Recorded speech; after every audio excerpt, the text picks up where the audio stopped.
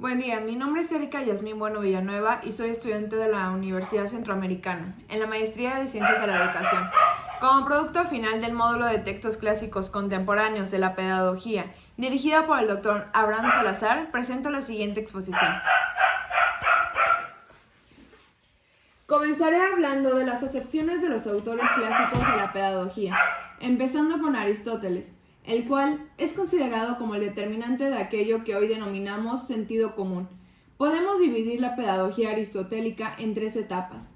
Una, dedicada a la infancia, que es cuando está menos desarrollada su parte racional, y más sus deseos y pasiones. Siguiente, a la juventud, cuando ya existe más uso de la razón, aunque sigue habiendo una fuerte presencia de deseos y pasiones. Y por último, la adultez. Según él, la formación moral se extiende de por vida, ya que la regulación de los hábitos continúa por medio de la ley con los deberes, recompensas y castigos que se prescriban. Fue capaz de plantear que la educación, la genética y los hábitos son factores que influyen en la formación durante el desarrollo personal. Seguimos con Platón, considerado el fundador de la filosofía académica. Platón explica que el conocimiento no deriva de las impresiones sensoriales, sino que subyace en nuestras memorias, mediante formas o moldes de ideas de realidades que conocía el alma antes de llegar a esta vida. Por lo tanto, aprender es acordarse de lo que ya se sabe, y enseñar es sacar a la luz el conocimiento del alumno mediante la mayéutica. Continuamos con Sócrates. Sócrates no predicaba la virtud directamente, sino más bien invitaba a reflexionar sobre ella. No ofrecía las recetas acabadas, sino convidaba a la búsqueda, ya que decía que la sabiduría se adquiriría en las conversaciones, haciéndose preguntas y buscando juntos las respuestas, por lo cual invitaba a los que conversaban con él a pensar juntos cuál es el objeto del ser humano. San Agustín.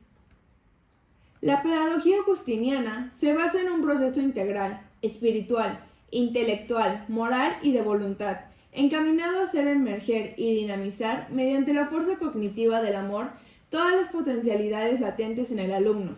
La pedagogía agustiniana encuentra su ámbito de actuación en el hecho de que la naturaleza humana se puede perfeccionar y que el alma contiene en sí infinitas potencialidades que puede hacer aflorar. Sus principios pedagógicos parten de las necesidades reales del alumno, convertir al alumno en el protagonista, establecer la interioridad como un eje fundamental y fomentar un modelo basado en aprender a escuchar e interrogar. Santo Tomás. Desde la doctrina antropológica tomista, la formación moral se enfoca en las virtudes, las cuales responden al desarrollo de las potencias apetitivas humanas y considera que la enseñanza es una ayuda y el maestro es el colaborador del aprendizaje. Lutero. Su pensamiento se enlaza estrechamente con la filosofía y teología de la escuela occamista, el cual se caracteriza por su oposición al tomismo. Lutero insiste en la separación total de teología y filosofía. Estableció la enseñanza universal y obligatoria para que todos puedan interpretar la Biblia según su propia conciencia. Comenio. Proclama claramente que todos los hombres tienen una aptitud innata hacia el conocimiento, y no lo restringe solamente a una élite o para algunos iluminados. Así, crea la concepción de una escuela popular de gran cubrimiento y a la que todos tengan acceso. Para Comenio, enseñar se debe a una disposición de tres cosas: tiempo, objeto y método. Su método pedagógico tenía como base los procesos naturales del aprendizaje, la inducción, la observación, los sentidos y la razón. Rousseau consideraba la educación como el camino para forjar ciudadanos libres, conscientes de sus derechos y deberes. Podemos decir que uno de los principales aportes que hizo la educación fue afirmar que el niño es un ser sustancialmente distinto al adulto y está sujeto a sus propias leyes y evolución, por lo que considera que es necesario cambiar los métodos de enseñanza, ya que tenían en cuenta al niño del mismo modo que a un adulto. Pestalozzi defendía la individualidad del niño y la necesidad de que los maestros fueran preparados para lograr un desarrollo integral del alumno, más que para implantarles conocimientos. Era partidario de la coeducación y defendía la existencia y necesidad de la creación de instituciones para niños carentes de recursos económicos. Ahora proseguiremos con los autores contemporáneos, empezando con John Dewey.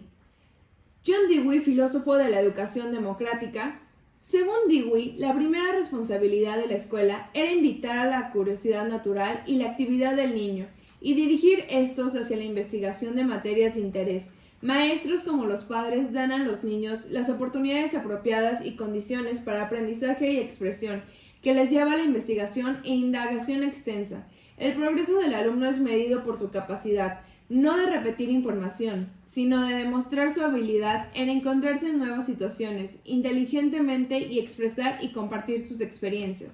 Menciona dos proposiciones centrales de su teoría educativa. 1. Que la educación debe promover el crecimiento y desarrollo de las capacidades de un individuo. Y 2. Que la educación debe reflejar y nutrir los valores de la sociedad democrática en la que opera. Continuamos con María Montessori. María Montessori basó sus ideas en el respeto hacia los niños y en su impresionante capacidad de aprender.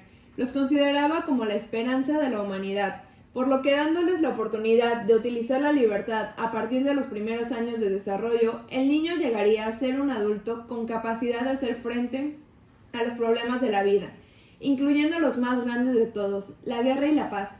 El material didáctico que diseñó es de gran ayuda en el periodo de formación preescolar. María Montessori menciona 8 principios educativos fundamentales. 1. Aprendizaje por descubrimiento. 2. Preparación del entorno educativo. 3. Uso de materiales específicos. 4. Elección del personal del alumno. 5. Aulas para grupos de edad. 6. Aprendizaje y juegos colaborativos. 7. Clases sin interrupciones. Y por último, el profesor como guía y supervisor. Continuamos con Freinet.